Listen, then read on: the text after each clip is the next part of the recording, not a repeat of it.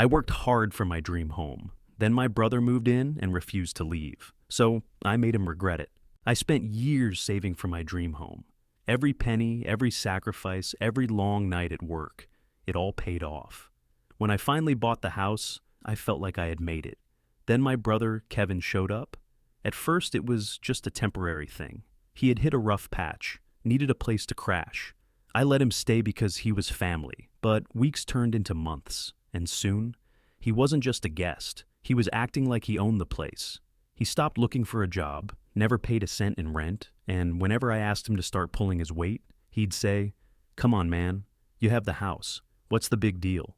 He thought I wouldn't kick him out. He thought I'd just let him take advantage of me forever. But what he didn't know, I had a plan. And by the time I was done, he wasn't just out of my house. He was begging me for mercy. Before we jump into today's video, I need your help. We've noticed the channel is losing some traction, and subscribing is one of the best ways you can support us. It's quick, free, and it helps us keep bringing you awesome content. Your support means the world. Let's keep this channel growing together. Thanks so much. Now, let's start the video. I always wanted a place to call my own. For years, I lived in cramped apartments, worked long hours, and saved every penny I could. No vacations, no expensive nights out, just hard work and discipline. And finally, after years of sacrifice, I bought my dream home. It wasn't a mansion, but it was mine. A beautiful 3-bedroom house with a big backyard, a quiet neighborhood, and a garage where I could finally tinker with my projects. For the first time in my life, I felt like I had made it. Then my brother, Kevin, showed up. Kevin had always been the family screw-up. He jumped from job to job, never saving a dime, always coming up with excuses about why things never worked out for him. He had a history of mooching off people, but I never thought I'd be his next target. Then one day, he called me. "Hey man," he sighed, "I need a favor. I should have known right then. I lost my job and my landlord's kicking me out. Just need a place to crash for a couple weeks until I get back on my feet." A couple weeks. That's what he said. And like an idiot, I believed him. I told him he could stay in the guest room, just until he got things sorted. I didn't know it yet, but I had just made the biggest mistake of my life. At first, it was fine. Kevin kept saying he was looking for work. He even went to a few interviews, so I didn't push too hard. I gave him space, figured he needed time to get things together. Then, the excuses started. "The job market sucks right now, man. They want someone with more experience. You don't get how hard it is out there." Meanwhile, he was living rent-free, eating my groceries, using my electricity, and never lifting a damn finger around the house. I started getting frustrated. "Kevin," I said one night, "you've been here for 2 months. What's the plan?" He waved me off. "I'm working on it, man. Relax." Relax? While he sat around all day playing video games and ordering food with my money? Oh, hell no. That's when I realized Kevin wasn't planning on leaving. He had no intention of getting a job, no intention of paying rent. He saw my house as his permanent free ride, and I wasn't about to let that happen. Kevin had been living in my house for 2 months, and at that point, it was crystal clear. He wasn't looking for a job. He was looking for a free ride, and every time I brought it up, he had an excuse. "Man, I've been applying. It's just bad luck right now. I can't work just anywhere. I need something that fits my skills." Dude, stop stressing. It's not like you need the money. That last one, that's when I saw red. I had worked my ass off for this house. Spent years budgeting, sacrificing, saving every extra dollar to finally have a place I could call my own. And here was Kevin, acting like my hard work didn't matter. Like I was just some rich relative who had more than enough to spare. I wasn't going to argue. I wasn't going to fight with him. I was going to make him miserable. Because if he refused to leave on his own, I'd make damn sure he wanted to. The first thing I did, I cut off his comfort. Kevin's biggest hobby was playing video games all night long. He'd sit in the living room, lights off, controller in hand, yelling into his headset at 2 a.m. while I was trying to sleep. So, I started turning off the Wi-Fi every night at 9 p.m. At first, he thought it was a glitch. "Bro, the internet's out!" he shouted from the couch. "Yeah," I said, yawning.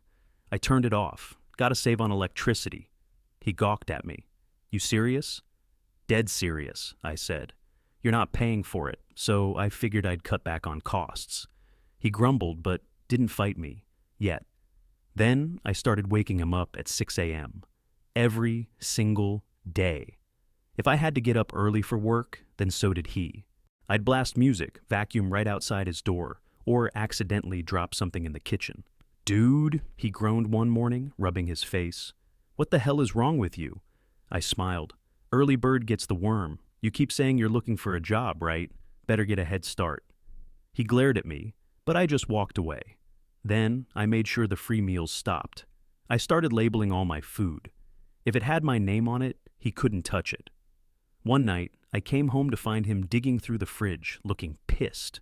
"You seriously put your name on all the food?" he snapped. I shrugged. "Yeah, if you want groceries, you're welcome to buy your own." He slammed the fridge shut, muttering under his breath. I smirked. Good. He was getting uncomfortable. But I wasn't done yet. The breaking point came when I gave him a move-out deadline. "Kevin," I said one evening, dropping a printed calendar in front of him, "you've got 2 weeks, then you're out." He laughed, like I was joking. "You can't just kick me out, man. I'm your brother." I smirked. "Watch me." His face darkened. "This is messed up. I thought family was supposed to help each other." I leaned forward. "I did help you. I gave you a place to stay. And you turned it into a free ride. That ends now." His jaw clenched. "Where am I supposed to go?" I shrugged. Not my problem. For the first time, I saw real fear in his eyes. He had been so sure that I'd never actually make him leave. But now he knew I was serious, and I was about to make sure he never mooched off me again. Kevin didn't take the deadline seriously, at first. For the first few days, he acted like nothing had changed. Sat on the couch playing video games, left dishes in the sink, did absolutely nothing to change his situation. But as the days ticked down, reality started to sink in. He tried negotiating. "Bro, I'll start paying rent next month, I swear." I laughed. Actually laughed. "You haven't worked a day since you got here, Kevin. Where's that money supposed to come from?" He scowled. "I'm just saying, I'll figure it out. You don't have to kick me out like this." I folded my arms. "You had months to figure it out. You didn't. That's not my problem." Then he tried guilt-tripping me. "Man, you're really gonna throw your own brother out on the street." I shrugged. "I'm not throwing you anywhere, Kevin. I gave you a deadline. What you do after that is your choice." His face twisted with anger. "You're a selfish asshole, you know that?" I smirked. Says the guy who's been living off me for free. That shut him up real quick. With 5 days left, he finally panicked. I came home one evening to find him packing his bags. He looked up at me, clearly pissed. "Hope you're happy, man. You're kicking me out with nowhere to go." I leaned against the doorway. "Not my fault you didn't plan ahead." He threw a shirt into his suitcase. "You know, I thought family was supposed to have each other's backs." I crossed my arms. "Family also doesn't take advantage of each other." He muttered something under his breath, but I ignored it. At this point, I was done caring. The final straw came the night before his move-out deadline. I woke up at 2 a.m. to loud noises from the living room. I walked out and found Kevin drunk off his ass. Beer bottles everywhere, yelling at his TV like some lunatic. He turned and saw me, his face red and sweaty. "You think you're better than me, huh?" he slurred. I sighed. "Go to bed, Kevin." He stumbled toward me, pointing a finger in my face. "You think you're some big success just because you own a house? You're nothing, man." I chuckled. "That's funny, because the guy who's nothing is the one kicking you out."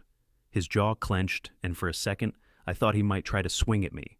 I stared him down, daring him. But he wasn't stupid enough to cross that line. Instead, he grabbed his beer bottle and threw it against the wall, shattering it into pieces. I exhaled slowly, shaking my head. "Guess I'll add that to your bill." He laughed bitterly. "Yeah, good luck getting a dime from me." I smirked. "Don't need a dime, Kevin. I just need you gone." And the next morning, that's exactly what happened. Kevin left with nothing. No savings, no job, no one willing to bail him out. And me? I cleaned up the mess he left behind, locked my door, and moved the hell on. But the best part? A few months later, I got a text from a mutual friend. Apparently, Kevin had bounced from couch to couch, burning every bridge he had left. And now, he was living in his car. I could have felt bad, but I didn't. Because Kevin made his own choices, and now, He was finally dealing with the consequences. Kevin was finally gone, but the damage he left behind wasn't just physical.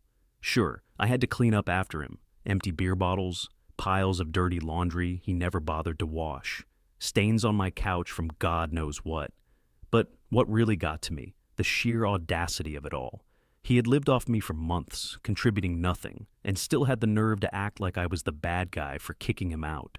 I should have felt relieved. Instead, I felt angry, because Kevin had gotten away with too much for too long. And even though I had won, I wasn't done with him yet. I wanted to make sure he never pulled this crap again. And I had a plan. The first thing I did, I made sure he couldn't come back. Kevin was the type to burn bridges and still expect a free ride. I knew that once things got bad enough, he'd try to slither his way back. So, I took precautions. I changed the locks on my house. Not just the front door, all of them. I told every mutual friend we had that if Kevin came looking for a place to stay, the answer should be no. And, just for good measure, I made sure he never got another cent from me. I called my bank and blocked him from ever accessing my accounts again. Why? Because I had made the mistake of helping him in the past. A couple of times, he had borrowed money from me. Except, he never paid it back. This time, I wasn't leaving a single door open. Kevin was on his own now, and he knew it. For the first couple of weeks, he still tried to play the victim. I heard from friends that he was telling everyone, "My brother abandoned me, kicked me out onto the streets," as if I hadn't given him months to figure his life out. But here's the thing about people like Kevin. Eventually, the truth catches up. Because once he realized no one was buying his sob story anymore, that's when he finally hit rock bottom. A month later, I got a call from my uncle. "You're not going to believe this," he said, laughing. I smirked. "Let me guess, Kevin finally ran out of people to mooch off?" "Worse," my uncle said. "He's been crashing in his car." I let out a low whistle. "Damn. That bad?" "Yep," my uncle chuckled. "Apparently no one wants to take him in. He burned through every favor, and now he's got nowhere left to go." I should have felt bad, but I didn't. Because Kevin did this to himself. He thought he could live off other people forever. He thought family meant unlimited handouts. Now, he was finally learning what it meant to stand on his own. And honestly, it was about damn time. But Kevin wasn't done yet. A week later, he tried to call me. I stared at my phone, watching his name flash across the screen. Then, I let it go to voicemail. A few minutes later, I saw a text pop up. "Kevin, hey man, I just want to talk." I sighed, shaking my head. I had nothing left to say to him. So, I left him on read. For the first time in years, Kevin had to figure things out without me. And that was the best lesson he could ever learn. A few months passed, and I moved on. I took a vacation, something I hadn't done in years because I was too busy dealing with Kevin's drama. I finally enjoyed my house. No loud video games, no dirty dishes piling up, just peace. Then, one day, I ran into an old friend at the grocery store. "You won't believe who I saw last week," he said, grinning. I smirked. "Let me guess, Kevin." "Yep," my friend said, shaking his head. "And get this, he has a job." I blinked. "No way." "Swear to God," my friend chuckled. "Saw him working at a mechanic shop on the other side of town. Looked miserable as hell, but hey, at least he's finally working." I let out a low laugh. So Kevin finally learned. When he ran out of people to leech off, he had no choice but to step up. And honestly, that was the best possible outcome, because no amount of handouts would have ever made him grow up. But being on his own, that forced him to become a man. A few weeks later, Kevin tried calling me again. This time, I answered. "Dude," he sighed, "I know I was an ass. I don't know what to say." I took a sip of my coffee, letting the silence stretch. Then, finally, I said, "So, what do you want from me, Kevin?" He let out a weak laugh. "Nothing? I mean, I guess I just wanted to say, I get it now." I raised an eyebrow. "Get what?" "Why you kicked me out," he admitted. "I thought you were just being a selfish asshole, but man, I was an idiot." I leaned back, surprised. Kevin had never admitted he was wrong before. "Yeah," I said finally. "You were." Another pause. Then, "Think we can grab a beer sometime?" he asked. I exhaled slowly. Kevin and I would never be close again. I'd never trust him the same way. but for the first time in years, I could hear something in his voice I hadn't before: maturity. So, I smiled. "Yeah," I said, "I think we can do that. The best lesson Kevin ever learned: no one owes you anything. Not family, not friends, not the world. You either stand on your own or you fall." And when I finally stopped carrying him, he had no choice but to learn how to walk. I don't regret kicking him out. If anything, I wish I had done it sooner, because at the end of the day, if someone refuses to grow up, the best thing you can do is let them fall. And Kevin, he fell hard, but at least now, he finally got back up. Some people think a family means unlimited handouts. Kevin thought he could mooch forever, that I'd always bail him out. But the truth, no one is responsible for someone else's laziness. Sometimes the best thing you can do for someone is let them fail, because only then do they learn to stand on their own. Ever had to teach someone a lesson the hard way? Drop your stories in the comments. I'd love to hear them.